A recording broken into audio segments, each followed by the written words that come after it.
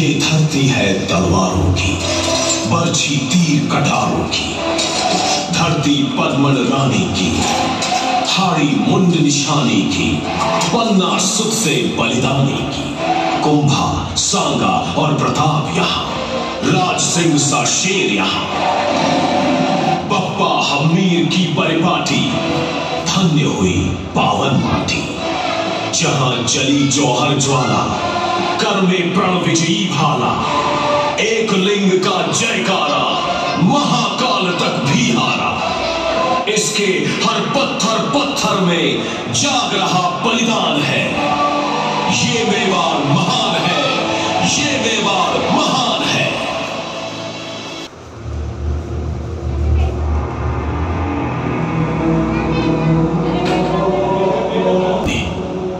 ये गौरव गान, मातृभूमि की वंदना।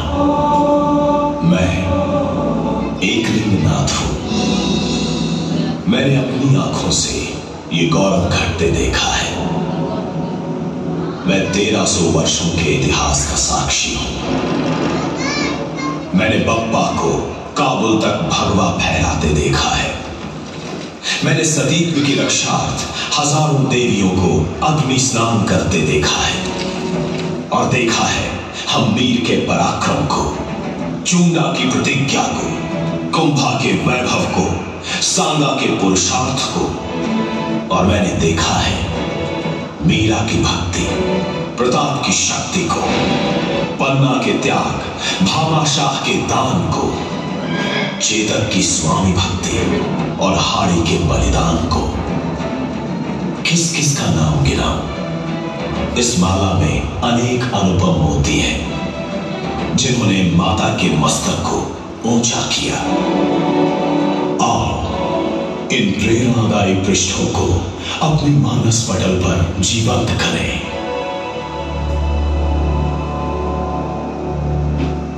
ये देखो, ये बप्पा है, मेरा परम भक्त। मैंने हारित ऋषि को भेजा इसे सजाने संवारने। उसने इसे ग्वाले से राजा बना दिया। ईस्वी सन 734 में ये बप्पा रावल चित्तौड़ के अधिपति बन गए। पराक्रम देखो, पश्चिम में काबुल, कंधार तक जाकर शत्रुओं का मान मर्दन कर भगवा ध्वज फहरा कर आए। राज रास नहीं आया, पुत्र को गद्दी सौंप मेरे पास चला आया। हाँ, यही देखो, यही वो साधना स्थली है जहां बप्पा ने मेरा ध्यान किया। इसे आज बप्पा रावल कहते हैं। और एक दिन यही वो मुझ में विलीन हो गया। यही समाधि बना दी उसकी। और देखो, एक बड़ी मजेदार घटना। सिसोदा के आरी सिंह शिकार का पीछा करते करते उलवा गांव के एक खेत में घुसने लगे। एक युवती ने उन्हें रोका और स्वयं सूअर को मार कर ले आए। उनकी वीरता पर मुग्ध हो आरी सिंह ने देवी से विवाह कर लिया। इन्हीं की कोख से वीर हम्मीर का जन्म हुआ था। बड़ा बहादुर बच्चा 12 साल की आयु में मुंजा बालेचा नामक डकैत को मार उसका सर काट लाया। चित्तौड़ पर उस समय खिलजी के मातहत मालदेव का शासन था। चित्तौड़ पुनः प्राप्त करने की योजना हम्मीर ने बनाई। बड़बड़ी देवी के आशीर्वाद से कार्य प्रारंभ हुआ। उसने मालदेव की पुत्री से विवाह किया। दहेज में प्रधानमंत्री मौजीराम मेहता को मांग लिया। दोनों ने युक्ति पूर्वक चित्तौड़ प्राप्त कर शासन प्रस्थापित किया। वे चित्तौड़ के पहले महाराणा बने। अपने पूर्वजों के गौरव को फिर से हासिल किया।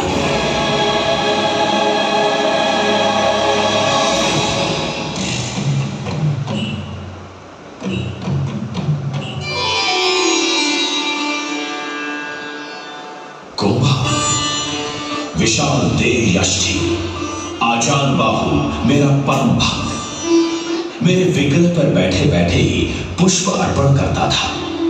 शस्त्र व शास्त्र का ज्ञाता, शिल्पकार, संगीतकार, साहित्यकार, नानाविध गुणों से अलंकृत जीवन मेवाड़ में 32 किलों का निर्माण, चित्तौड़ के पश्चिम की 7 पुल, कुंभा महल, कुंभ श्याम मंदिर और ये देख रहे हैं आप मेवाड़ के गौरव की कथा सुनाता विजय स्तंभ।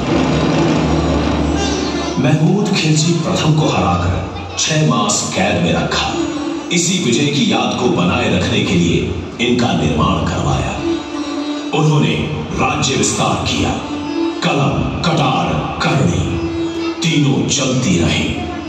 चित्तौड़ भारतवर्ष की राजधानी बन गया और कुंभा का नाम इतिहास में अमर हो गया।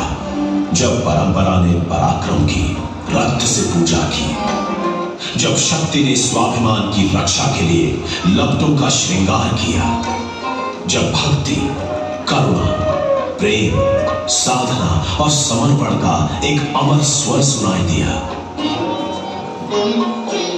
मेरे तो गिरधर गोपाल, दूसरों न कोई।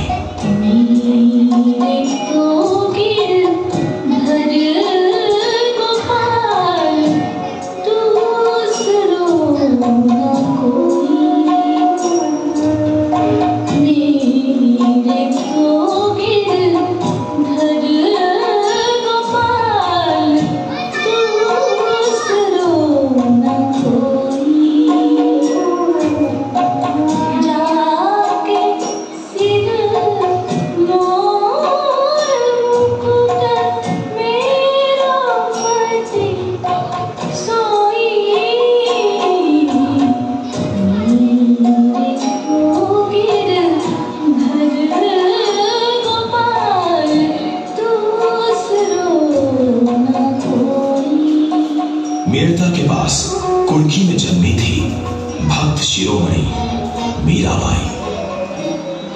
बचपन में पूछा मां से, मेरा पति कौन?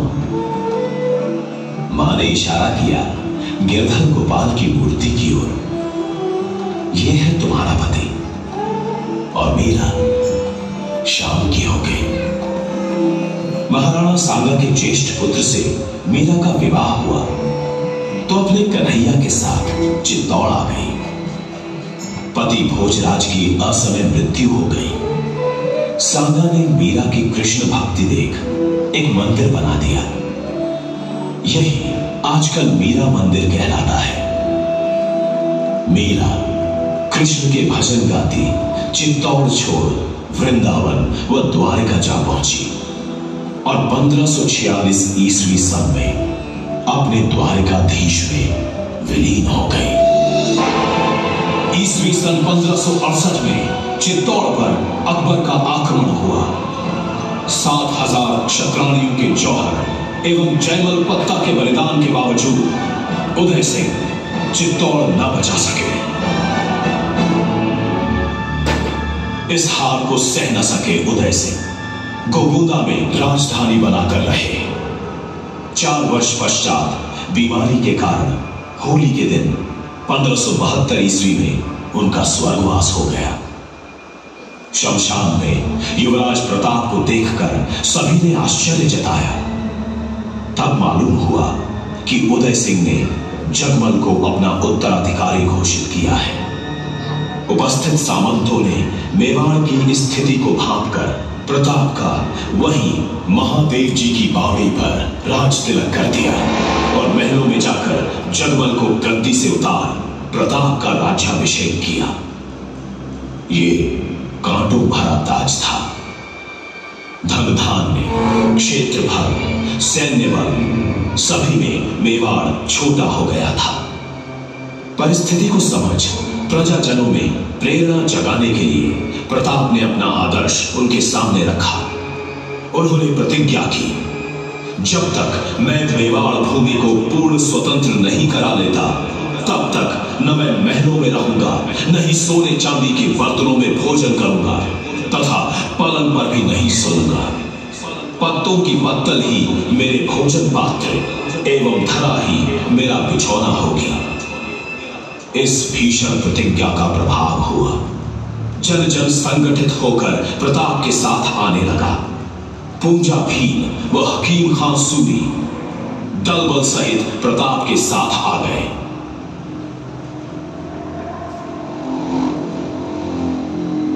के संधि प्रयासों को कूटनीति से परास्त किया प्रताप ने। अब अकबर का मान सिंह के नेतृत्व में आक्रमण हुआ। 18 जून 1576 ईस्वी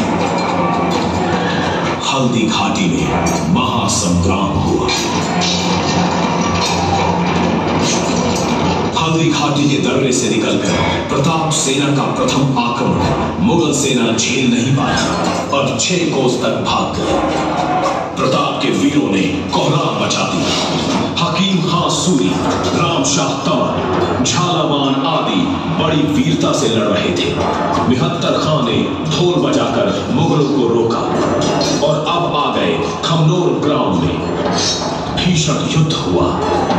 चारों ओर लाशें ही लाशें, रक्त का तालाब बन गया। प्रताप का शौर्य देखते ही बनता था।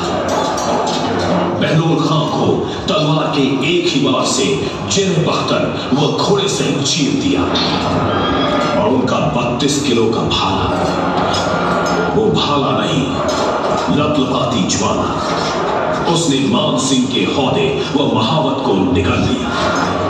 प्रताप के हमले को मान सिंह झेल न सका। उसका हाथी रण छोड़ भाग गया। चेतक की टांग कट गई, फिर भी वो युद्ध भूमि में विचरता रहा। अतिरिक्त तोपखाना आने से झालावान ने मोर्चा संभाला और प्रताप ने सेना के दोनों भाग एकत्र कर पहाड़ों में मोर्चा बांध लिया।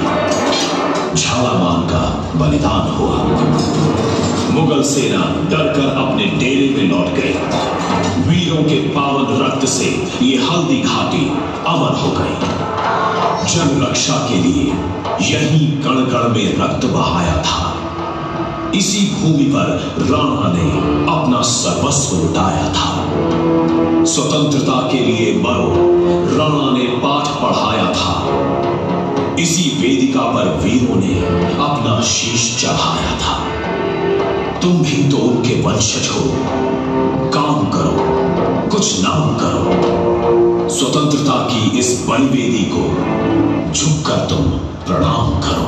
आक्रमणों की इस बाढ़ में अब तक प्रताप रक्षात्मक प्रणाली से छापामार युद्ध लड़ रहे थे, किंतु अब नीति में परिवर्तन किया और अकबर के चाचा सुल्तान खान, जो दिवेर का थानाधिकारी था, पर आक्रमण कर दिया।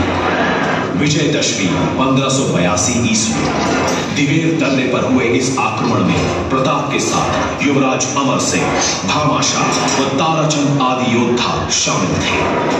यकायक हुए आक्रमण को मुगल झेल नहीं पाए। अमर सिंह के भाले के वार से सुल्तान खान मारा गया। पानी पानी चिल्लाने पर प्रताप ने मानवीयता दिखाई और उसे जल पिलाया। दिवेर विजय प्रताप के लिए शुभ रही।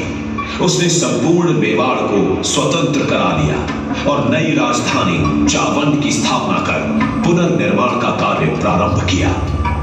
भामाशाह को प्रधानमंत्री बनाकर सैन्य पुनर्गठन, कृषि, स्थापत्य कला आदि बिंदुओं पर ध्यान दिया गया।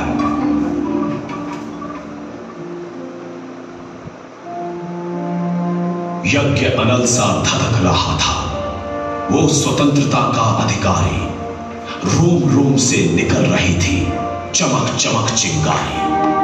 अपना सब कुछ लुटा दिया जननी पद नेह लगाकर।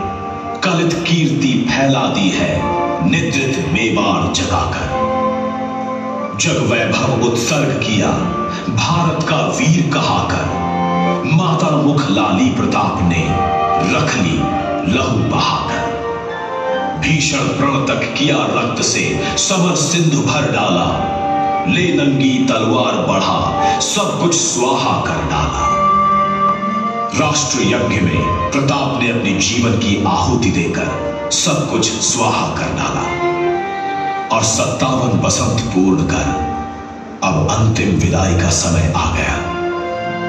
वो झुका नहीं, डटा रहा अडिग चट्टान की भांति।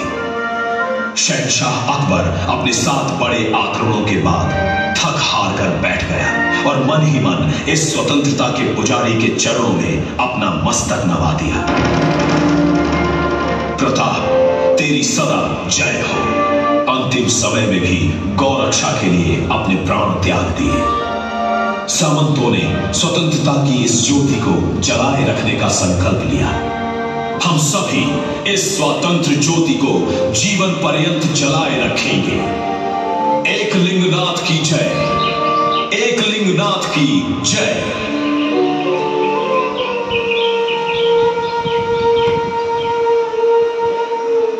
और 19 जनवरी 1597 ईस्वी में चावंड में प्रताप ने अपनी जीवन लीला पूरी कर ली।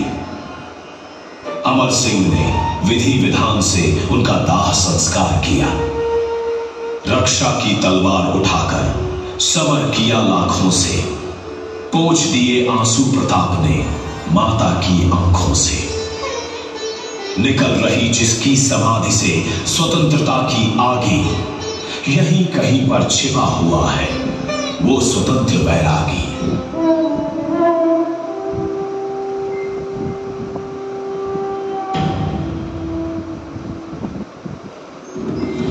ऐसे श्रेष्ठतम वीरों के होते हुए भी जननी पर भीषण अत्याचार हुए।